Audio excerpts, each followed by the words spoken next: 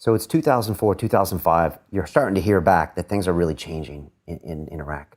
And I'm guessing you're already starting to prepare for a second deployment out there. And I just wanted to ask, this organization that happened, and I want to hear more what it was like that first week in Ramadi, that they started doing, was that something that they had been planning for years, or was it just a natural progression of what happened, when we first went in and them doing the regrouping? No, it was because the folks that were regrouping, that were organizing the regrouping, were not Iraqis. They were foreigners. They were Al-Qaeda coming in from other areas, from Syria, from all over. They were coming in there, they were starting to organize, they had the financial backing.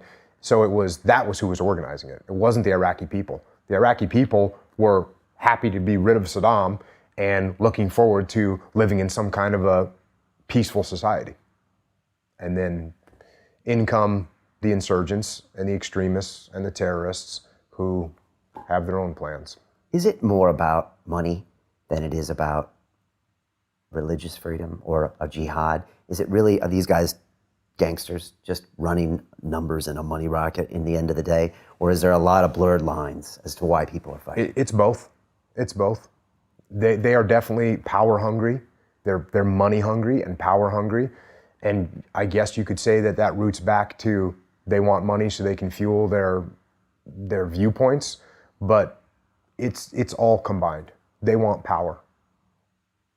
Because it always strikes me that fight happened in Ramadi. It didn't happen, in the middle of the desert somewhere in the Sahara where there's no resources. Right. Like, it's happening there for a reason. It's happening there for a reason. You get back to Ramadi in 2006. When you land on the ground, how does it feel different, if it already does? And what's that first few days like in contrast to your first tour? Well, almost immediately we're going to memorial services for Army guys, Marines that are killed, which, was a rude awakening. So that's the welcome to Ramadi. The welcome to Ramadi is, you're going to go and pay your respects to some guys that were just killed. And there's firefights in the city. So we're just across the river from the city. There's firefights in the city all day. There's firefights in the city all night. We're on the rooftop of our building. You can sit there and watch tracer fire go back and forth. We're shot at from, across the riverbank. It was legit. It was legit combat. It was a legit bad scenario with sustained combat operations.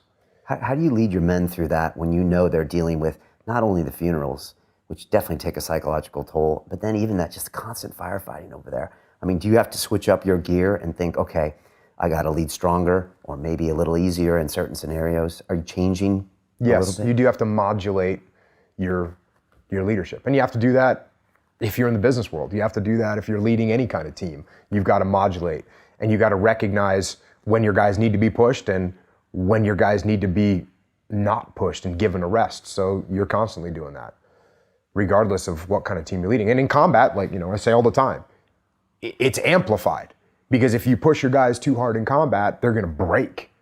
Whereas in business, maybe they make errors on something, or maybe they do snap. I mean, it does happen in the business world where people can't take it anymore. But in combat, it'll happen very quickly.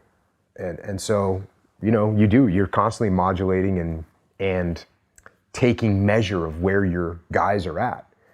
And, sometimes I didn't do a great job of that. Sometimes I went a little far and said, ooh, wow, I just saw the look on that guy's face. He needs a rest. And I should have recognized that earlier. And, you make mistakes, no doubt. Those first few weeks in Ramadi, what are you assessing? What are you deciding that you have to do differently? And what are you as a unit? I know there's a lot of other units there. What are you deciding you need to do very differently than the previous tour? Well, one of the biggest things was the strategy. The strategy while I was there on my first deployment, and the strategy throughout the beginning of the Iraq War, all the way up until 2006, was to go out and capture or kill the bad guys. You find out where these insurgents are, you find out where these terrorists are, go out, capture and kill them. So that was the strategy. And the thought was, and it's a very common thought, and it's one of those sentences that makes so much sense that everyone believes it. And that is, If you cut off the head of the snake dies, right? That's a common thought and statement, because it's true, right? If I cut off the head of the snake dies. So the thought was, if we can cut off the head of the snake, meaning the leadership of the insurgents, then the snake will die, the insurgents will die. And it's just not true. It's just not true. And there was a group of US military people that knew this. And General Petraeus was one of them, who wrote the counterinsurgency manual, along with a core group of really, I don't know if they take this as an insult. I take it as an insult. They probably don't, but intellectuals, guys that were intellectuals, guys that were smart.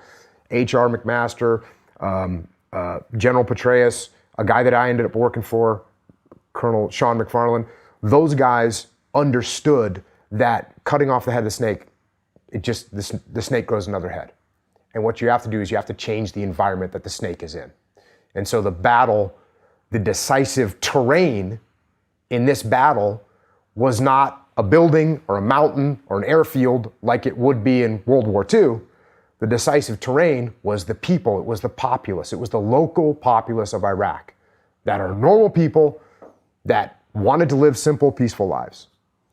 So they recognized that, and they brought in a new strategy, which was, hey, look, we're going to continue to do those operations, because part of counterinsurgency is to go out and still capture and kill bad guys, of course.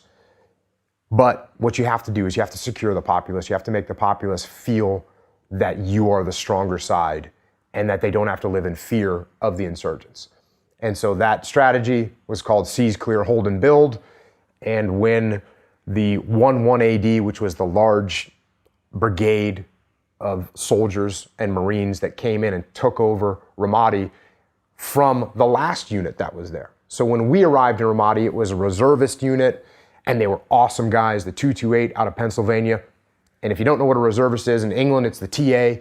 It's people that are, plumbers and physicians and drivers and normal teachers, just civilians that they do whatever it is, 1 weekend a month and 2 weeks in the summer. But all of a sudden they get called up, their number gets pulled, and there they are, they're in Ramadi. They were there for 14 months. They fought heroically, did an amazing job. And by the time we got there, they were battle-hardened warriors. But it was their turn to go home. So in to take their place was this armored brigade called the 11 AD, the Ready First Armored Brigade, the 1st Brigade of the 1st Armored Division. They came in to take over, and they brought in Sean McFarland, who, like I said, was an incredibly smart guy who had, again, experience plays a big role. He had been in northern Iraq in a city called Tal Afar, where this other Colonel McMaster had used this strategy up there and won and pacified the city. And he turned over with Sean McFarland, and Colonel McFarland then came to Ramadi and knew the strategy to use, which was completely different than what we'd been doing. It was a lot more risky, it was a lot more aggressive, and it was the right thing to do, which is go into these enemy-controlled neighborhoods and build these combat outposts, these reinforced buildings where coalition forces, meaning both American soldiers and Iraqis, would go there and live and stay and drive out the insurgents, not just one night, go get a bad guy and leave, but stay there permanently and drive out those insurgents from those areas and protect the local populace so the local populace could live in peace, turn against the insurgents, and finish them off. To watch the rest of this fascinating interview, click on the link below and go to LondonRealAcademy.com. There you can sign in with your social media, log in and watch the rest of the episode for free, along with all of our episodes on London Real, my webinars, and all of our premium content, all located over at LondonRealAcademy.com. So click on the link below, you'll be directed there and you can watch the rest of this fascinating interview, and I'll see you there.